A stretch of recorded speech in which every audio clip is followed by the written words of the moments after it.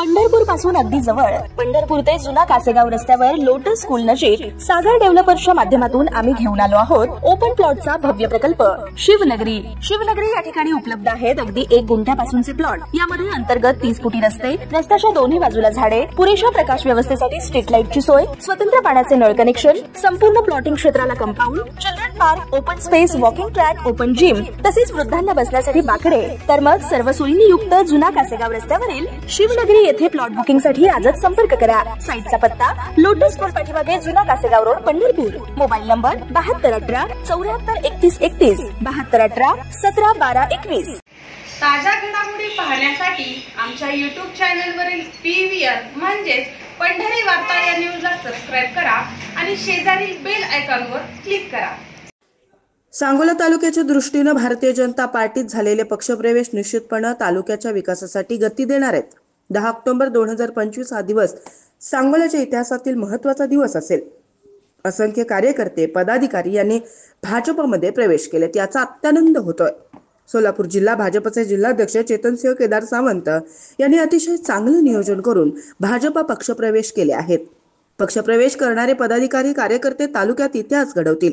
उद्योगपती बाळासाहेब एरंडे हे निष्ठावान कार्यकर्ते आहेत। त्यांनी पूर्वीच्या पक्षात प्रामाणिकपणे काम केलं असून सध्या त्यांनी भाजपमध्ये प्रवेश करून तालुक्याच्या विकासासाठी एक नवीन वाट निर्माण केली आहे।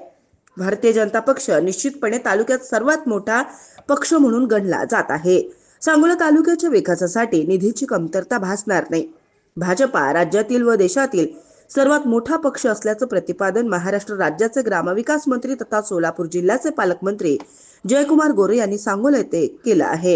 यावेळी व्यासपीठावर माजी खासदार रणजितसिंह नाईक निंबाळकर, अक्कलकोटचे आमदार सचिन कल्याण शेट्टी, देवेंद्रजी कोटे, भाजप कार्यकारिणी सदस्य राजश्रीताई नागणे पाटील, सांगली जिल्हा माजी समाज कल्याण सभापती ब्रह्मानंद पडळकर, माऊली हळणकर, भाजपचे जिल्हाध्यक्ष चेतनसिंह केदार सावंत, भाजपचे माजी जिल्हाध्यक्ष श्रीकांत दादा देशमुख, शिवाजी अण्णा गायकवाड, तालुका अध्यक्ष दुर्योधन हिप्परकर, उपाध्यक्ष अनिल चौगुले, नारायण काटकर, एनवाय भोसले यांच्यासह पक्षप्रवेश करणाऱ्या मान्यवरांमध्ये उद्योगपती बाळासाहेब एरंडे, पंचायत समिती माजी सभापती बाळासाहेब काटकर, माजी जिल्हा परिषद सदस्य सचिन देशमुख, लोटेवाडीचे सरपंच उत्तमदादा खांडेकर, उद्योगपती उल्हास धायगुडे, सरपंच पोपट गडदे, उद्योगपती बाळासाहेब झपके, शोभाताई फुले, फॅपटेक उद्योग समूहाचे संस्थापक भाऊसाहेब रुपणर, माजी नगरसेविका स्वातीताई मगर, माजी जिल्हा परिषद सदस्य राणीताई दिघे, नंदकुमार दिघे, संजय शेळके, सुरेश काका चौगुले, कोळा अर्बन बँकेचे चेअरमन अप्पासाहेब सरगर,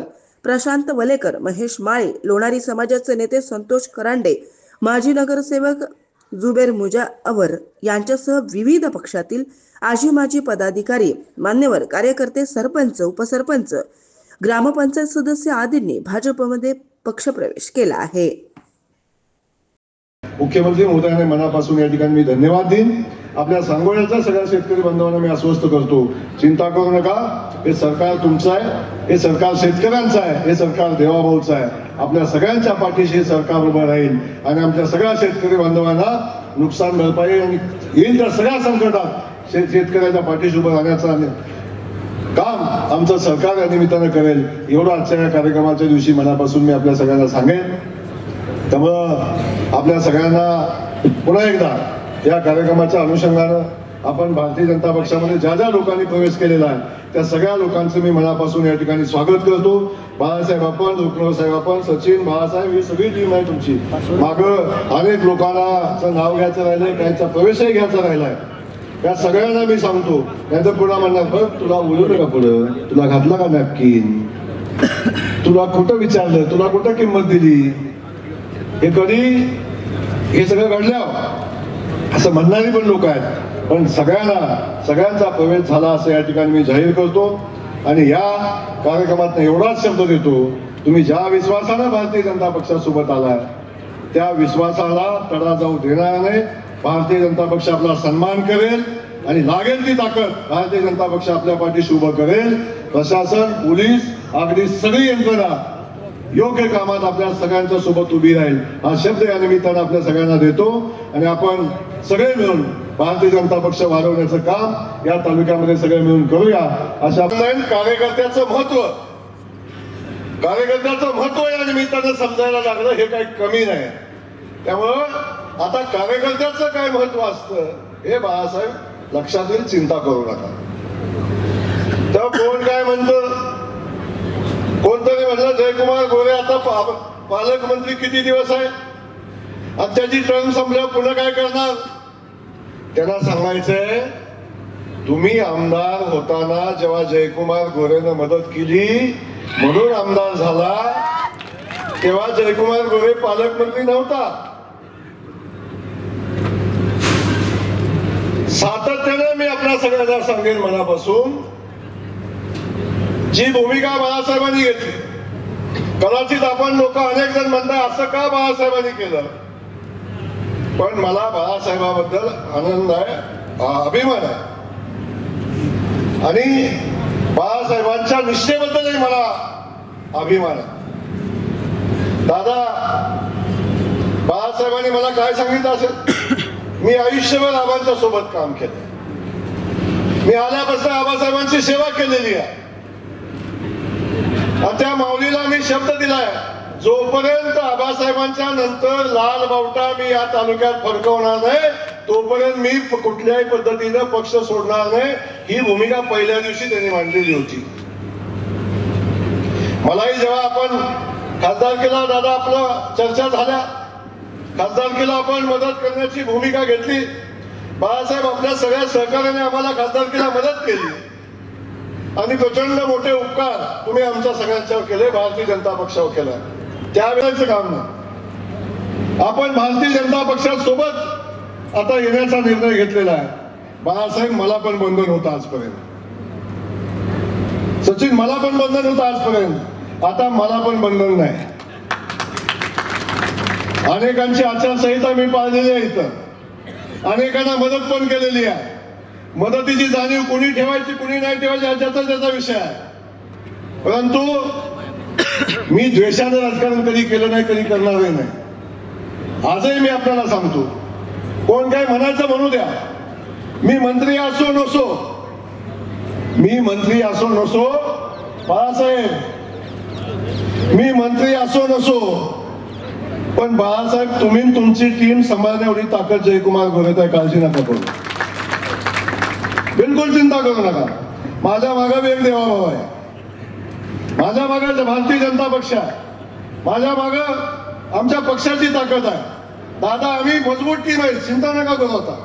आणि आज नाही सांगत, आज मीडियाच्या समोर सांगतोय, ही तर फक्त ट्रेलर आहे, पिक्चर आम्ही बाकी आहे. या सांगोल्यामध्ये 15 दिवसात पुन्हा कार्यक्रम घेणार आहे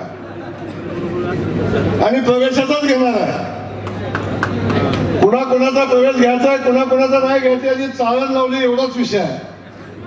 पण मी आपल्याला नक्की सांगतो, कदाचित नेता पक्षात येईल नाही येईल, परंतु जनता पक्षात येईल लक्षात असू द्या. भारतीय जनता पक्षासोबत जनता पक्षात येईल याची काळजी करू नका. या ठिकाणी ज्या ताकदीनं ज्या विश्वासानं आपण भारतीय जनता पक्षासोबत येण्याचा निर्णय घेतलाय, गोपीचंद पडळकर साहेब असतील, रणजित दादा असतील, सचिन दादा कल्याण शेट्टी आहे तिथं, आता पलीकडे आमचा देवेंद्र कोटे आहेत, आम्ही सगळी टीम आणि आम्ही असंख्य लोक, असंख्य नेते आहेत, ही सगळी टीम ताकदीनं भारतीय जनता पक्षाच्या विस्ताराचं काम आम्ही करतोय. फक्त विस्ताराचं काम करत नाही, आम्ही विकासाचंही काम करतोय.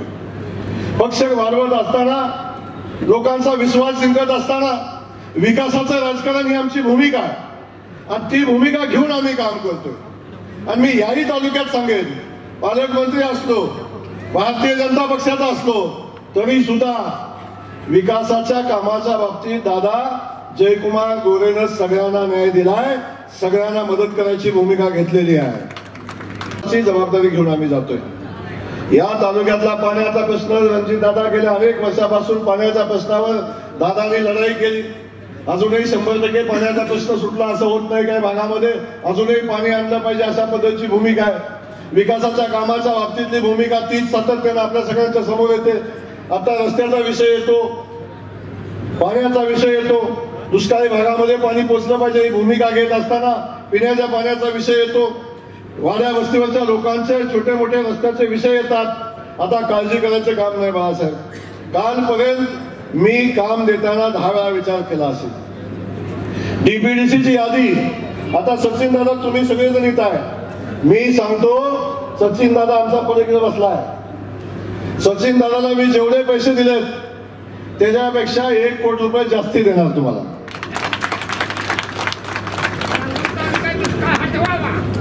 दुष्काळ तर हटालच, जिथं देवाभाव आहे तिथं दुष्काळ येत नाही, लक्षात असू द्या.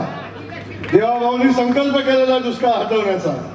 त्यामुळं देवाभाऊनी जो संकल्प केलाय महाराष्ट्र दुष्काळ मुक्त करायचा, आणि तो दुष्काळ मुक्त करत असताना सांगोला आपोआप दुष्काळ मुक्त होईल, चिंता करू नका.